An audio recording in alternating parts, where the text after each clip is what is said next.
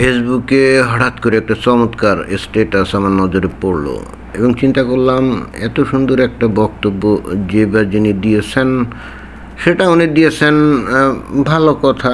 আমি অন্তত তার এই বক্তব্যটাকে আর একটু অন্তত আমার ইউটিউব চ্যানেলের মধ্য দিয়ে আরও একটু বৃহত্তর পরিসরে দর্শক শ্রোতাদের কাছে পৌঁছে দেই।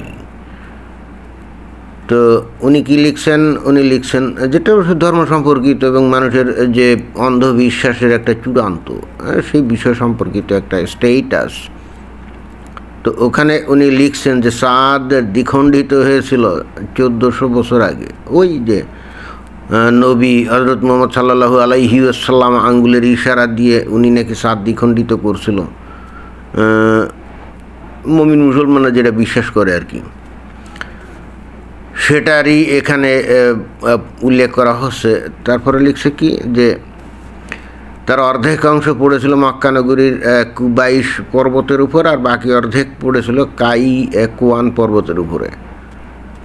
আমি হাদিসে পড়ছি একজাক্টলি এই কুবাইশ বা কাইকোয়ান পর্বত না, এই উহুদ পাহাড়েরই আশেপাশে কোথায় পড়ছিল, দুই খণ্ড দুই জায়গায় পড়ছিল, অথবা কি জানি সেই যে তার নাম হতে পারে কুবাইশ অথবা কাইকোয়ান, বাট পৃথিবীতে পড়ছিল। বিষয়টা এরকম না যে আকাশে ওই যে চাঁদ আল্লাহ নবী দ্বিখণ্ডিত করে ওই আকাশেই রেখে দিয়েছিল, বিষয়টা কিন্তু সেরকম না। হাদিসে কিন্তু পরিষ্কার বলা আছে সেই দ্বিখণ্ডিত চাঁদের যে দুইটা খণ্ড এটা কিন্তু পৃথিবীর উপরে পতিত হয়েছিল এবং এরপরে আবার উপরে উঠে গেছিল।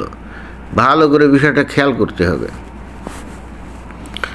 তারপরে বলছে যে চাঁদের আয়তন হচ্ছে 37.94 মিলিয়ন বর্গ কিলোমিটার। মিলিয়ন বর্গ কিলোমিটার মানে হলো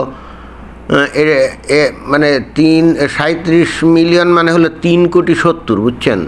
তো অতএব এটা আমাদের হিসাবে 3,79,40,000 বর্গ কিলোমিটার।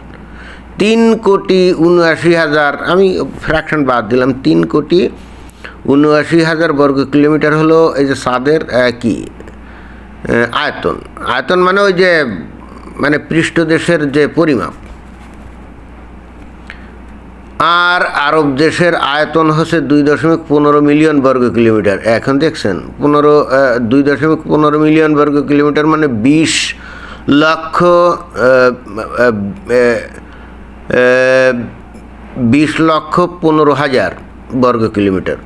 আশা করি আপনারা বুঝতে পারছেন, আরব দেশ, রাইট? তো এখন এখানে এই যিনি স্ট্যাটাসটা লিখছেন তিনি এখানে প্রশ্ন করছেন, আচ্ছা অত বড় চাঁদ যদি পাহাড়ের উপরে পড়তো তবে পাহাড় দুটি কি টিকে থাকতে পারতো, অথবা আরব দেশ কিংবা গোটা পৃথিবী? নানা প্রশ্ন। কথাটা কিন্তু যৌক্তিক। মানে 3,79,00,000 বর্গ কিলোমিটার আয়তন বিশিষ্ট চাঁদ যদি এই আরব দেশের দুই পাহাড়ের দুই সাইডে পড়তো, তাহলে এই চাঁদ, যেহেতু আরব দেশ হলো মাত্র 20 লক্ষ বর্গ কিলোমিটার টোটাল আরব দেশ, তো গোটা আরব দেশকে তো ঢেকে দিতই। এছাড়াও মনে করেন যে আরব দেশের পাশে যে তুরস্ক ছিল, তাই না, ভারত ছিল, ইরান ছিল, আফগানিস্তান ছিল, ইত্যাদি ইত্যাদি অঞ্চলের অনেক দেশকে কিন্তু এটা ঢেকে দিত, তাই না?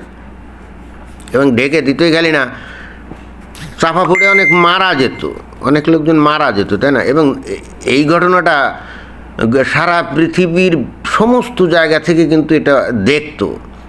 তো পৃথিবীর সমস্ত জায়গা থেকে যদি দেখে থাকে তাহলে তারা তাদের দেশের মানে ঐতিহাসিক রেকর্ড এগুলো লিখে রাখতো না। তারা তো তাদের দেশের বিভিন্ন এই ঘটনাটাকে অত্যন্ত উল্লেখযোগ্যভাবে লিখে রাখতো সেই 1400 বছর আগে। অর্থাৎ এই ঘটনা যদি সত্যিকার অর্থে ঘটতো, এটা তো পৃথিবীর কারো দৃষ্টি থেকে বাইরে থাকতো না, সবারই তো এটা নজরে পড়তো।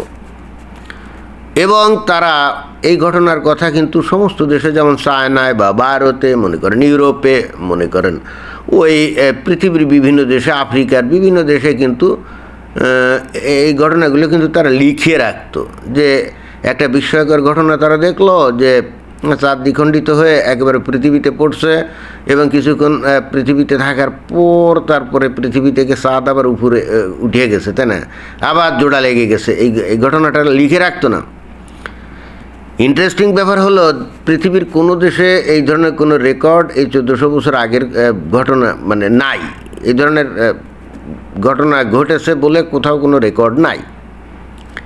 অথচ এরপরেও ওই মুমিন মুসলমানরা কিন্তু প্রচার করে, আমরা দেখি যে নীল আর্মস্ট্রং যখন উনি চাঁদে গেছিলেন তখন উনি চাঁদে আজানের ধ্বনি শুনতে পাইলেন, তাই না? দেখেন ইন্টারেস্টিং ব্যাপার হলো চাঁদে তো আজানের ধ্বনি শোনার কথা না। চাঁদে যেহেতু বাতাস নাই, সেহেতু চাঁদে যদি আপনার সামনে, আপনি মনে করেন চাঁদের পিঠে যদি থাকেন, আপনার সামনে যদি একটা পারমাণবিক বোমার বিস্ফোরণও ঘটানো হয়, তা থেকে উদ্ভূত যে শব্দ, আপনি বিস্ফোরিত হলো, আলো জ্বললো, চতুর্দিকে ডেব্রিস মানে ধ্বংসস্তূপ চতুর্দিকে ছড়িয়ে পড়লো, এটা আপনি দেখতে পারবেন, বাট আপনি কোনো শব্দ পাবেন না, যেহেতু বাতাস ছাড়া আলো ওই শব্দ কিন্তু চলতে পারে না, শব্দ কিন্তু যে কোনো মাধ্যম ছাড়া চলতে পারে না।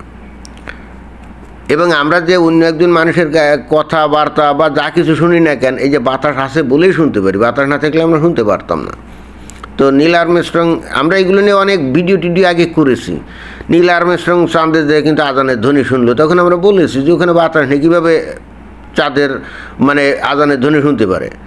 আবার বিষয়টা এরকম যে তার কাছে তো বেতার যন্ত্র ছিল, গ্রাহক যন্ত্র ছিল, সেখান দিয়ে শুনছে, এরকম অনেকে বলতে পারে। তো তার সাথে যে রেডিও যোগাযোগ ছিল, এটা তো ছিল আমেরিকার নাসার সাথে, তাই না?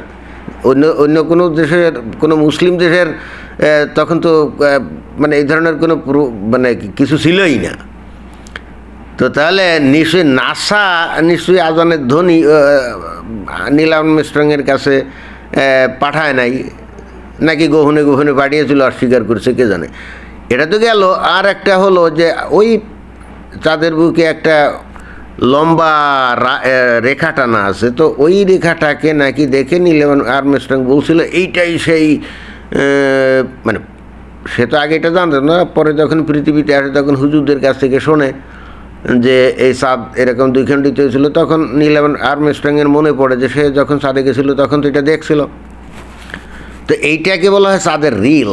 চাঁদের রিল এটা খালি চাঁদেই না, এটা কিন্তু পৃথিবীতেও আছে, এটা কিন্তু মঙ্গল গ্রহেও আছে। আর এগুলো কী কারণে হয়েছিল, ওই যখন গঠিত হয়েছিল তখন যে ধাক্কি এটা ওটা নানা কায়দায় এই জিনিসগুলো গঠিত হয়েছিল, এর বৈজ্ঞানিক ব্যাখ্যা আছে। এবং এটা কিন্তু ইয়েতেও আছে, মঙ্গল গ্রহেও আছে। ইন্টারেস্টিং ব্যাপার, মঙ্গল গ্রহেও কিন্তু এই ধরনের এরকম রিল আছে এবং পৃথিবীতেও আছে। এখন পৃথিবীরগুলো আমরা নদ নদী দিয়ে আচ্ছন্ন বলে আমরা দেখতে পারি না, কিন্তু চাঁদে বা ওই ইয়েতে মঙ্গল গ্রহে এটা দেখতে পারি। কী কারণে? কারণ সেখানে তো পানি নেই, অর্থাৎ নদ নদী সাগর নাই বলে ওইটা কিন্তু দৃশ্যমান।